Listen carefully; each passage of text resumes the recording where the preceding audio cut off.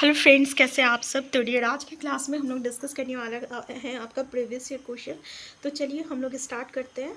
तो देखिए, आज का क्लास स्टार्ट होने वाला है आपका 51 क्वेश्चन नंबर से। पहला क्वेश्चन है आपका, कौन सी गतिविधि पूछताछ जांच आधारित उपागम का प्रयोग करती है। पहला ऑप्शन है पावर पॉइंट या स्लाइड प्रदर्शन देखना, दूसरा है आंकड़े एकत्रित करने के लिए समुदाय में जाना, या तीसरा व्याख्यान सुनना, या चौथा विषय पर निबंध लिखना। तो देखिए, गतिविधि पूछताछ किसमें होता है, अगर आंकड़े एकत्रित करने के लिए समुदाय में जाना। तो यहाँ पे क्या होता है, पूछताछ गतिविधि होती है और जांच आधारित उपागम होता है। आंसर बी जो रहेगा करेक्ट आंसर हो जाएगा। नेक्स्ट क्वेश्चन है आपका, नेक्स्ट क्वेश्चन है, एक सामाजिक विज्ञान शिक्षक के नाते निम्नलिखित में से कौन से मूल्यों को विकसित करना चाहिए। पहला ऑप्शन है जिसमें वो समालोचनात्मक सीख को बनाए रख सके। पहला ऑप्शन है पारस्परिक सम्मान, दूसरा है अनुशासन, तीसरा है आज्ञाकारिता, चौथा विविधता, और छठा है आपका विश्वास। सही विकल्प का विश्वास यानी सही विकल्प का चयन कीजिए। यहाँ पे थोड़ा सा प्रिंटिंग मिस्टेक हो चुका है, तो ABCD ACE हमारा आंसर हो जाएगा आपका ADE, यानी पारस्परिक सम्मान हो जाएगा, विविधता हो जाएगा और विश्वास हो जाएगा। ठीक है, तो आंसर क्या हो जाएगा, AD और E। आंसर डी जो रहेगा करेक्ट आंसर होगा। नेक्स्ट है पाठचर्या में लैंगिक संवेदनशीलता को सर्वप्रथम तरीके से समझा जा सकता है। पहला ऑप्शन है स्त्री विशेष के अधिक से अधिक उदाहरण देकर, दूसरा विषयों की चर्चाओं में महिलाओं की दृष्टिकोण को महत्व देकर, तीसरा कक्षा में चर्चाओं के दौरान लिंग बोध जेंडर समत्व भाषा के प्रयोग द्वारा। देखिए, एक बात हम बता दें कि यहाँ पे स्टेरियोटाइप से क्वेश्चन जरूर आता है। ठीक है, तो रूढ़िवादी जिसको हम लोग कहते हैं, और ये जेंडर से एक क्वेश्चन जरूर आता है। ठीक है, तो ये यहाँ पे अलग अलग तरीके का क्वेश्चन बनता है, लेकिन इसका जो कॉन्सेप्ट रहता है ना, ये सेम रहता है। तो पहला ऑप्शन या दूसरा AC या DC या ABC। अगर हम देखें यहाँ पे तीनों चीज़ में हम लोग कहीं ना कहीं जो है आपका औरतों को जो है सम्मान दे रहे हैं और उनकी बातों को हम लोग यहाँ पर रख रहे हैं, तो इसलिए हम लोग को तीनों करेक्ट आंसर हो जाएगा। क्योंकि यहाँ पे स्त्री विशेषक का स्त्री विशेष के अधिक से अधिक यानी हर चीज़ में अगर हम स्त्री को अगर एग्जाम्पल ले रहे हैं, जैसे कि अगर हम कुछ बोल रहे हैं लड़कियां कमज़ोर नहीं होती, एग्जाम्पल क्या हो गया, किरण वेदी को देखो, तो उदाहरण दिए हैं हमें यहाँ पे। फिर अगर हम लोग किसी भी थीम्स में चर्चाओं में महिलाओं की दृष्टिकोण, अगर मान लीजिए हम लोग किसी में कहीं भी कुछ डिस्कशन हो रहा है, चाहे किसी भी डिस्कशन में अगर हम लोग वहाँ पे औरतों की जो महिलाओं की जो दृष्टिकोण है उसके बारे में भी समझने की कोशिश करेंगे और उन्हें भी वैल्यू देंगे हम। ठीक है, और तीसरा बोल रहा है कक्षा में चर्चाओं के दौरान लिंग बोध समत्व भाषा का प्रयोग द्वारा, यानी लिंग बोध मतलब क्या हुआ, इस तरीके से अगर मान लीजिए कहीं चर्चा हो रहा तो हमें इस तरीके से लिंग बोध कराना है कि हम लोग लेडीज़ को भी वहाँ पे यानी औरतों को भी वही बात मतलब औरतों का भी वहाँ पे इन्वॉल्वमेंट हो रहा है। ठीक है, इस तरीके से। तो आंसर क्या हो जाएगा, आंसर ABC हो जाएगा। नेक्स्ट है निम्नलिखित में से कौन सा प्राचीन भारतीय काल को समझने का प्राथमिक स्रोत है। प्राथमिक स्रोत है, पहला है सुरंतहुंडी, दूसरा है समुद्रगुप्त की प्रशस्ति, तीसरा है कंदरिया महादेव मंदिर, और चौथा है आपका नागफट की प्रशस्ति।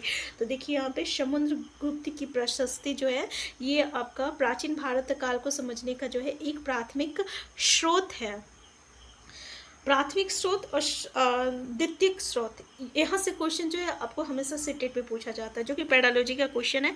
तो एक ये बहुत ही इंपॉर्टेंट टॉपिक है, जो हमारा 20 मार्क्स का जो पेडालॉजी रहता है उसमें से एक पेडालॉजी आप इसमें से ज़रूर करके जाइएगा। ठीक है, यहाँ से आपको क्वेश्चन आता है। तो नेक्स्ट है सामाजिक विज्ञान में खुली पुस्तक ओपन बुक परीक्षा का प्राथमिक उद्देश्य क्या है। पहला है सहयोग और सामूहिकता के कौशल को आंकना, दूसरा है विषयगत ज्ञान को आंकना, तीसरा है सामाजिक व संवेदनात्मक कौशलों को आंकना, चौथा है प्रतिक्रिया और आलोचनात्मक कौशलों को आंकना। तो आंसर डी हो जाएगा आपका। नेक्स्ट क्वेश्चन है आपका, निम्नलिखित प्रश्नों को पढ़िए, इनमें से कौन सा ज्ञानात्मक प्रक्रिया के मूल्यांकन पहलू का आकलन करता है। पहला ऑप्शन है भारत में ब्रिटिश इतिहास के क्षेत्र सामाजिक विजेताओं की अभिवृत्ति को कैसे प्रतिबिंबित करती है। दूसरा है यानी दर्शाती है महात्मा गांधी राष्ट्रीय ग्रामीण रोजगार गारंटी अधिनियम 2005 ने भारत में जीवन के स्तर को सुधारा। क्या आप इस कथन से सहमत है, उचित ठहरा है। अगर आप चॉकलेट, तीसरा है, अगर आप चॉकलेट फैक्ट्री को स्थापित करने के लिए स्थान का चयन करना चाहते हैं तो किस भारतीय राज्य को चुनेंगे। और चौथा है आपका नीति आयोग के कार्यों को समझाएं। और छठा है आपका प्राथमिक क्षेत्र एवं द्वितीयक क्षेत्र के बीच अंतर बताएं।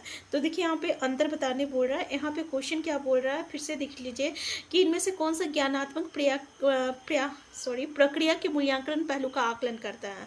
अब चारों स्टेटमेंट को हम लोग देख लिए, 6 स्टेटमेंट को।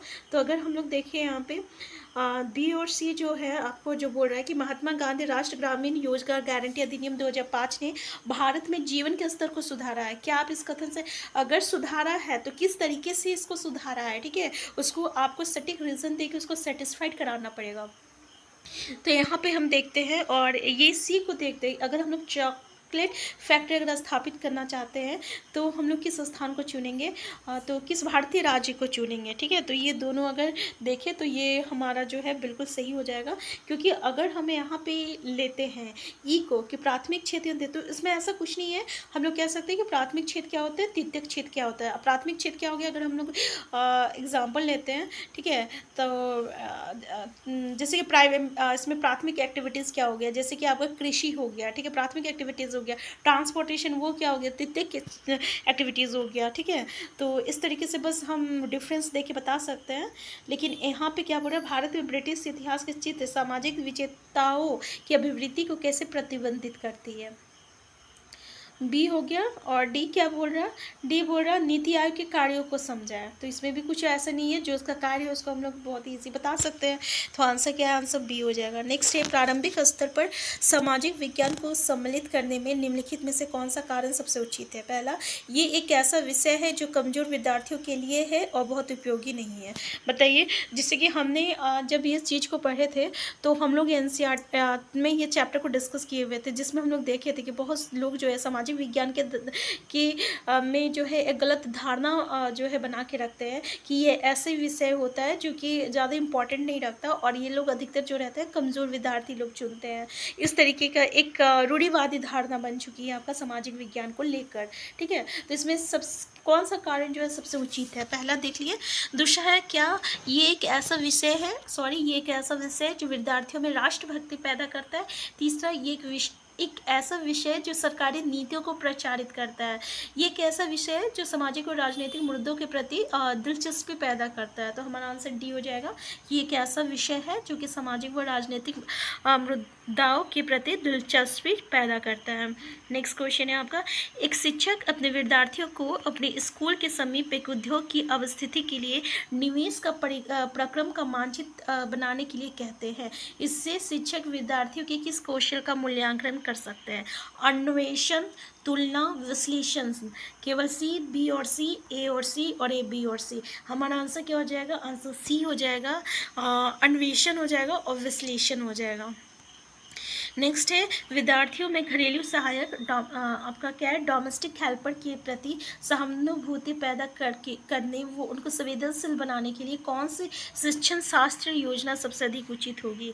पहला, कक्षा में घरेलू सहायक के एक वास्तविक उदाहरण की वास्तविकता को साझा करना। दूसरा बोला घरेलू सहायक के कार्यों पर वित्त चित्र को दिखाना, वो उस पर चर्चा करना। तीसरा है एक घरेलू सहायक को कक्षा में आमंत्रित करना। तीसरा है चौथा बोल रहा छात्रों को किसी घरेलू सहायक से परिचय बनाकर उनके अनुभव पर एक कहानी लिखने को कहना। क्वेश्चन फिर से देख लीजिए कि विद्यार्थियों में घरेलू सहायक के प्रति सहानुभूति पैदा करने के लिए, उनको संवेदनशील बनाने के लिए आपके लिए कौन सा योजना सही रहेगा। तो अगर मान लीजिए हम छात्रों के सामने किसी घरेलू सहायक को बुलाएंगे, उसका परिचय देंगे, उनके अनुभव के बारे में बताएंगे कि भाई आप जो है उनके घर में काम करते हैं, तो बताइए आपको किन किन समस्याओं को झेलना पड़ता है, क्या क्या आपके साथ होता है, ठीक है। इस तरीके से हम उनसे पूछेंगे तो वो जब अपने बारे में बताएगा तो यहाँ पे जो है छात्रों को हम बिल्कुल सही मतलब कि क्या कहते हैं फेस टू फेस वो देख पाएंगे, और यहाँ पे एक संवेदनशील जो है हम लोग उसको मतलब बना सकते हैं। तो हमारा आंसर क्या हो जाएगा, आंसर डी जो रहेगा यहाँ पे करेक्ट आंसर हो जाएगा। नेक्स्ट क्वेश्चन है आपका कि एक भूगोल की कक्षा में पाठ्य पुस्तक का उत्तम उपयोग होता है। पहला, ज्ञान की निर्धारित मात्रा की प्राप्ति में। दूसरा, निर्धारित निर्धारित समय सारणी में मूल्यांकन के स्रोत हेतु, तीसरा है सोच विचार और विस्मय हेतु, और चौथा है आपका बच्चों के लिए तनाव कम करने का एकमात्र सूचना स्रोत। हमारा आंसर क्या हो जाएगा, तो सोच विचार और विस्मय हेतु जो रहेगा करेक्ट आंसर हो जाएगा। नेक्स्ट है एक नेक्स्ट क्वेश्चन है, हड़प्पा निवासी संबंध रखते थे कांस्य युग से, तांबा युग से, पीतल युग से, लोह युग से। तो ये कांस्य युग याद रखिएगा, हड़प्पा निवासी जो है कांस्य युग से संबंध रखते थे।